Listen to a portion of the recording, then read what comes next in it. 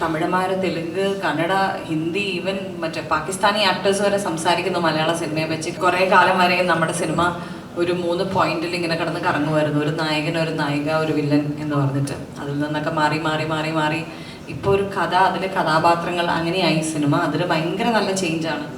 കാരണം നായകൻ നായിക സിനിമ എന്ന് പറയുമ്പോൾ നമ്മൾ കാണുമ്പോൾ തന്നെ നമുക്ക് അറിയാം അവസാനം നായകൻ ജയിക്കും, വില്ലൻ സൈഡ് ആവും എന്നുള്ളത് നമുക്കറിയാം. എങ്കിലും നമ്മൾ കാണും. അതിൽ വ്യത്യസ്തമായ സിനിമകൾ ഒരുപാടുണ്ടെങ്കിൽ പോലും അങ്ങനെ ഡിഫറെൻ്റ് ആയിട്ടുള്ള ഫോർമുലാസ് വളരെ കുറവായിരുന്നു. ഇപ്പം നേരത്തെ പറഞ്ഞ പോലെ എക്സ്പെരിമെൻ്റൽ ഫിലിംസ് വരുന്നു, നമ്മളെ സർപ്രൈസ് ചെയ്യിക്കുന്ന കുറേ എലമെൻറ്റ്സ് വരുന്നു. ഇപ്പം മലയാളം സിനിമ എന്ന് പറയുന്നത് തമിഴന്മാർ, തെലുങ്ക്, കന്നഡ, ഹിന്ദി, ഈവൻ മറ്റേ പാകിസ്ഥാനി ആക്ടേഴ്സ് വരെ സംസാരിക്കുന്നു മലയാള സിനിമയെ വെച്ച്. കാരണം എന്തുകൊണ്ടെന്ന് വെച്ചാൽ ഇത്രയും യുണീക്കായിട്ടുള്ള ഐഡിയാസ് നമ്മൾ കൊണ്ടുവരുന്നതുകൊണ്ടാണ്. അത് നല്ല കാര്യമാണ്. അറ്റ് ദ സെയിം ടൈം ഒരു ചെറിയ കാര്യം എന്ന് വെച്ചാൽ നമ്മൾ പെട്ടെന്ന് OTT മൂവീസ് വരുന്നു എന്നുള്ളൊരു കോൺസെപ്റ്റ് ഉള്ളതുകൊണ്ട് ആൾക്കാർക്ക് ഒരു ലേഡ് ബാക്ക് മനോഭാവമുണ്ട്.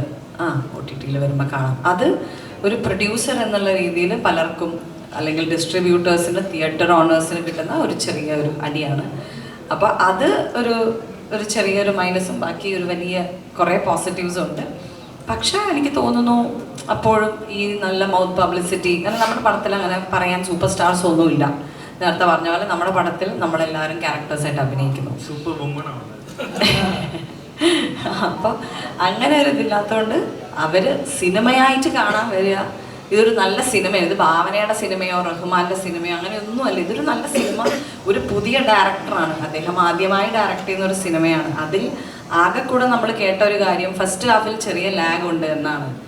ഇവിടെ 10 സിനിമ കഴിഞ്ഞ ഡയറക്ടേഴ്സിൻ്റെ സിനിമയിലും കേൾക്കുന്ന ഒരു കാര്യമാണ് നമ്മൾ ഇത്തിരി ലാഗ് ഉണ്ട്. സോ ലാഗ് എന്ന് പറയുന്നത് നേരത്തെ അദ്ദേഹം അതിനൊരു എക്സ്പ്ലനേഷൻ കൊടുക്കുകയും ചെയ്തു. സോ തീർച്ചയായിട്ടും ഒരു പുതിയ സംവിധായകൻ അത് നമുക്ക് ഒരു വലിയ കുറ്റമോ കുറവോ ആയിട്ട് ഞാൻ കാണുന്നില്ല. എനിക്ക് പ്രേക്ഷകരും അങ്ങനെ കാണുന്നില്ല. പക്ഷെ ഓഫ്കോഴ്സ് അവർ കാണുമ്പോൾ അവരുടെ ഒരു ഇത് പറയുകയാണ്, ഒരു ഫീഡ്ബാക്ക് പറയുകയാണ്. പക്ഷെ ആ ഒരു ആദ്യത്തെ സിനിമയിലത്തെ ഡയറക്ടർ തന്നെയാണ് ഇത്രയും ചാലഞ്ചിങ് ആയിട്ടുള്ള ഒരു സെക്കൻഡ് ഹാഫും ക്ലൈമാക്സും ഒരു ട്വിസ്റ്റും കൊടുത്തിരിക്കുന്നത്. സോ നമുക്ക് ബേസിക്കലി ഇവിടെ എത്ര പോസിറ്റീവ് ഉണ്ടെങ്കിലും ഒരു ചെറിയ നെഗറ്റീവിലേക്ക് പിടിക്കാനുള്ളൊരു മൈൻഡ് സെറ്റ് നമുക്കുള്ളിലുള്ളതുകൊണ്ടാണ് ഈ പ്രശ്നം. പക്ഷേ ഈ മൂവി നേരത്തെ ഞാൻ എല്ലാ ഇൻ്റർവ്യൂവിലും പറഞ്ഞ പോലെ ഞാൻ അഭിനയിച്ചുകൊണ്ട് നിങ്ങൾ പോയിട്ട് ഈ സിനിമ ആണെന്നൊന്നും ഞാൻ ഒരിക്കലും പറയില്ല. സിനിമ നല്ലതാണെങ്കിൽ തന്നെ ഓടുള്ളൂ, സിനിമ നല്ലതാണെങ്കിൽ തന്നെ ആൾക്കാർ കാണുള്ളൂ. അല്ലാതെ മോശം സിനിമയാണെങ്കിലും നിങ്ങൾ കണ്ട് വിജയിപ്പിക്കണം എന്ന് ഒരാൾക്കും പറയാൻ പറ്റില്ല.